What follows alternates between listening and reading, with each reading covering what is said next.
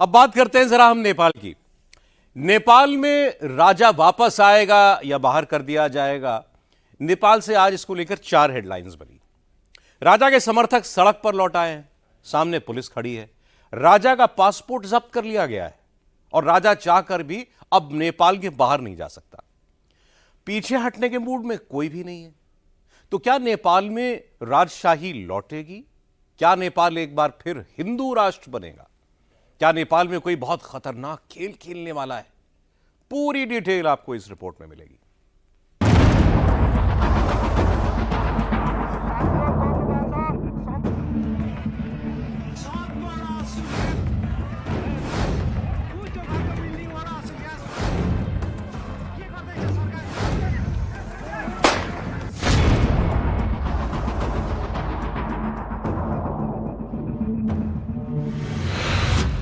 अब तो ये टेलर वो देख रहा है। टेलर मैं टेलर में रहा गया है।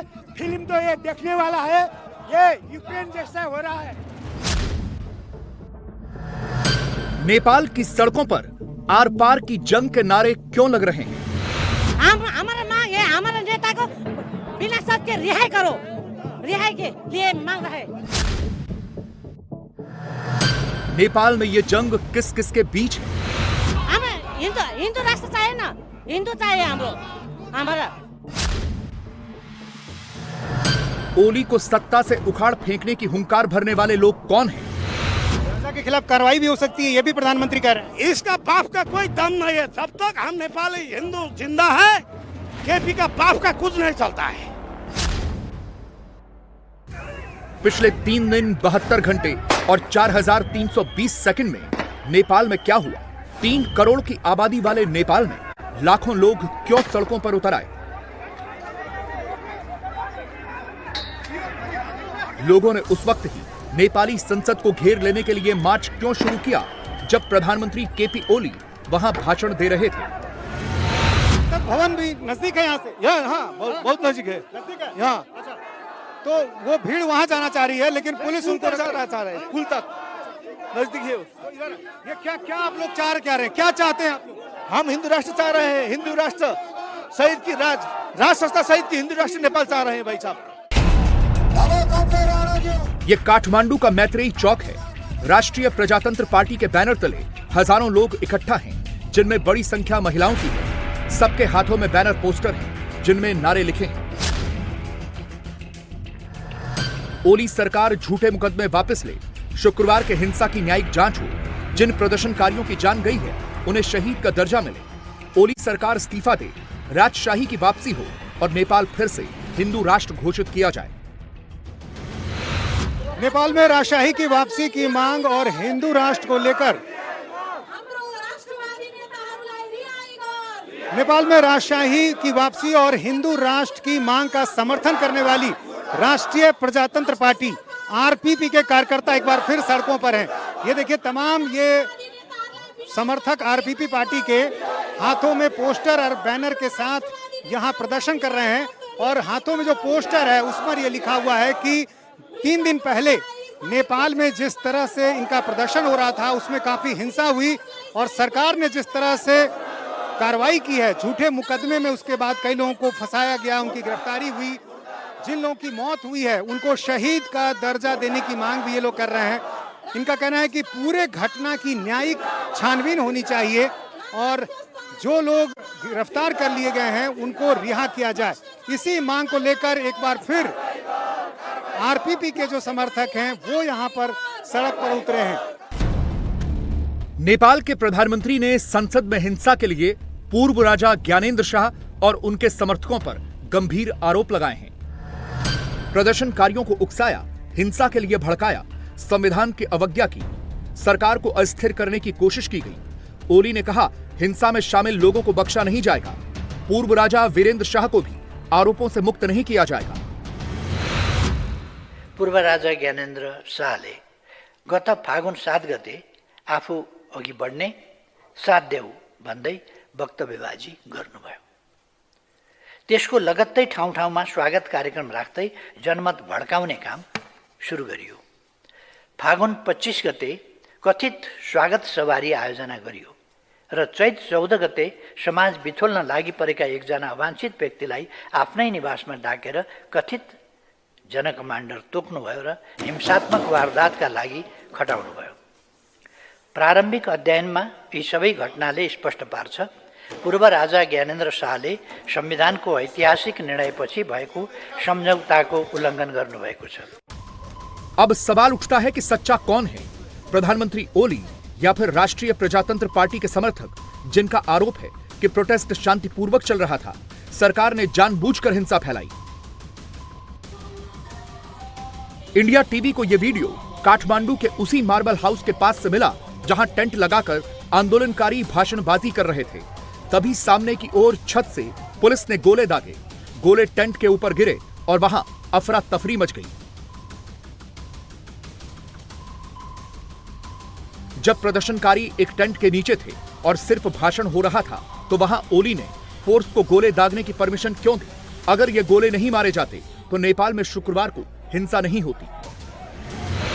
प्रधानमंत्री तो कह रहे हैं कि राजा के खिलाफ भी कार्रवाई की जाएगी। नो, वो बहाना बना के, ये राजा के खिलाफ में बहाना बनाता है ये प्रधानमंत्री। ये प्रधानमंत्री ध्वस्त करना चाहिए।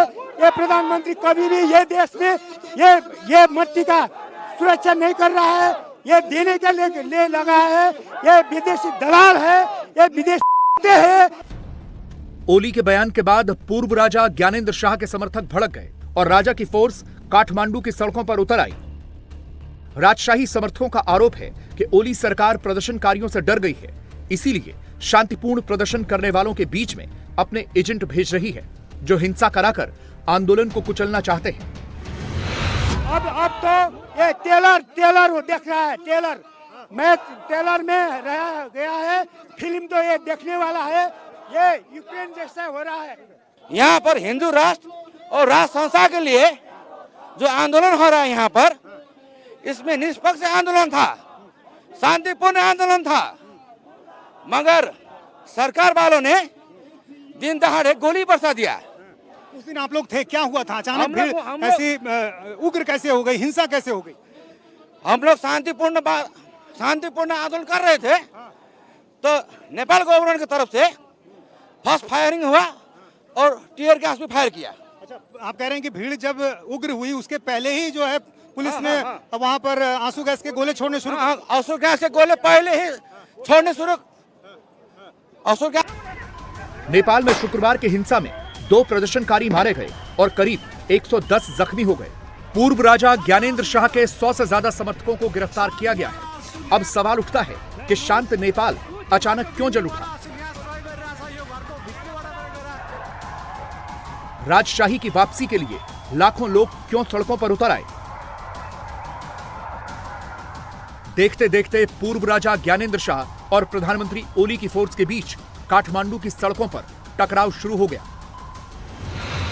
यहाँ देखिए लगातार जो है प्रदर्शन चल रहा है और ये आप लोग क्या आगे जाना चाह रहे हैं? आगे जाना चाह रहे हैं? हाँ, हम आगे जाना चाह रहे हैं। अच्छा, क्या जो उस दिन प्रदर्शन हुआ उसमें जो कार्रवाई हुई उससे आप लोग नाराज हैं? अरे ये देखिए फिर एक बार झड़प। पुलिस जो है आगे जो मेन रोड है उससे आगे नहीं जाने देना चाह रही है और जो एक बगल का सर्विस रोड है उस रास्ते जो है लोग जो है अब आगे की तरफ बढ़ रही है। ये देखिए ये पुलिस के साथ झड़प हो रही है। यहाँ आगे बढ़ना चाह रही हैं।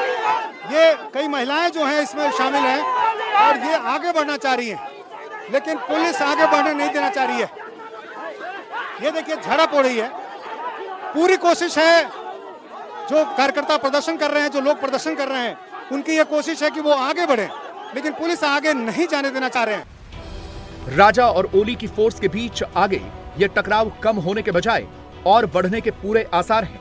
वजह प्रदर्शनकारियों को लगता है कि सरकार छल प्रपंच और पुलिस के बल पर उन्हें दबाने का प्रयास कर रही है। राजा की फोर्स में धीरे धीरे नेपाल का हिंदू जुड़ता जा रहा है। देखिए, हम तो सनातन धर्म में विश्वास करते हैं। हम तो पीसफुल प्रोटेस्ट चाहते हैं, है ना। हम तो पीसफुल ही कर रहे थे प्रोटेस्ट और लोग इतने ज़्यादा आ रहे थे, हमारे इतने ज़्यादा आ रहे थे कि ये लोग घबरा गए। ये गणतंत्रवादी लोग जब घबरा गए तो उन्होंने पुलिस को, आपने भी सुना होगा, पुलिस ने लोगों को घर के छत पे जाकर उन्होंने गैस शेल वहाँ से फेंका, फिर रबर बुलेट भी फेंका वहाँ से, है ना। तो वहाँ पर उन्होंने हमारे कार्यक्रम में हस्तक्षेप किया और भड़काया, हमारे लोगों के लिए भड़काया। तो इस तरह का ये सिचुएशन क्रिएट हुआ। नहीं तो हम पीसफुल प्रोटेस्ट करते थे, हमने कुछ नहीं कहा, हमने राजा लाओ, देश बचाओ, हिंदू राष्ट्र बनाओ, हमारा नारा तो यही पीसफुल था ना। तो वो लोग पुलिस को भड़काया और पुलिस हमारे बंदों का भड़काया। तो भड़कने के बाद तो मॉब्स को तो कोई भी कंट्रोल नहीं कर सकता है ना, बस यही हुआ है। इसमें 100% दोष ना गवर्नमेंट को होता है ना। नेपाल में 2008 में राजशाही का अंत हुआ, तब से अब तक 16 साल में 13 सरकारें बदल चुकी हैं। कोई भी सरकार 5 साल का कार्यकाल पूरा नहीं कर पाई। लोग सरकार गिराने बनाने के खेल से ऊब चुके हैं। आम नेपालियों को लगने लगा है कि लोकतंत्र के नाम पर जो व्यवस्था 2008 से लागू हुई वो भ्रष्टाचार में डूबी हुई है। नेपाल में राजशाही की व्यवस्था 1768 में शुरू हुई थी। नेपाल तभी दुनिया का पहला हिंदू राष्ट्र भी बना था।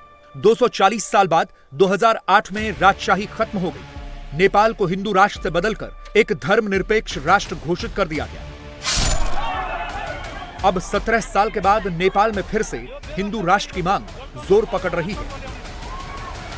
हिंदू राष्ट्र, हिंदू अधिराज्य र राष्ट्र संस्था को लागि हामी सडकमा उठिराखेका छौं। हम लोग का राजा वापस अपने गद्दी में आ जाए, यही मांग है। ये भ्रष्टाचार नेता लोग जो देश को खत्म कर चुके हैं, इसके लिए हम लोग को राज सस्ता चाहिए, राज सस्ता चाहिए। इसका बहुत जोर से हम लोग का मांग है। ये मांग हम लोग को जब तक मांग पूरा नहीं होगा तब तक हम लोग छोड़ने वाले नहीं है। इसकी आवश्यकता क्यों लग रही है? आवश्यकता है क्योंकि इन लोग ने देश को भ्रष्ट कर दिया, देश को खत्म कर दिया है। इन लोग ने देश को खत्म ही कर दिया है। इसीलिए राज सस्ता हम लोग को चाहिए। नेपाल में हिंदू फोर्स को देखकर ओली की कम्युनिस्ट सरकार डर गई। पूर्व राजा ज्ञानेंद्र शाह का पासपोर्ट जब्त कर लिया गया है। उन पर करीब 7,93,000 रुपए का जुर्माना लगाया गया है। राजशाही समर्थक आंदोलन के मुख्य कोऑर्डिनेटर नवराज सुवेदी को नजरबंद कर दिया गया है। आंदोलन के मुख्य कमांडर दुर्गा प्रसाद की तलाश में पुलिस छापेमारी कर रही है। केपी ओली ने हिंदू राष्ट्र और राजशाही समर्थक आंदोलन को कुचलने के लिए पूर्व राजा ज्ञानेंद्र शाह पर शिकंजा कसना शुरू कर दिया है। आपराधिक घटनामा संलग्न कसैले पनि उन्मुक्ति पाउँदैन, पाउनुहुन्न। यसमा पूर्व राजा शाहले पनि उन्मुक्ति पाउनुहुन्न। फेरि राजा बन्छु, व्यवस्था मास्छु भन्नेले यी सबै श्रृङ्खलाबद्ध घटनामा आफ्नो धारणा सार्वजनिक गर्नु पर्दैन। मानिसलाई मर्नलाई दुरुत्साहन गर्ने जनकमान्डर, इतिहासले कुनामा फ्याँकेका व्यक्ति, अभियानका संयोजक, धनजनको क्षति र लुटपाट, शासक बन्ने मनसुबा बोक्ने व्यक्ति, आफ्नो कुरा राखिरहनु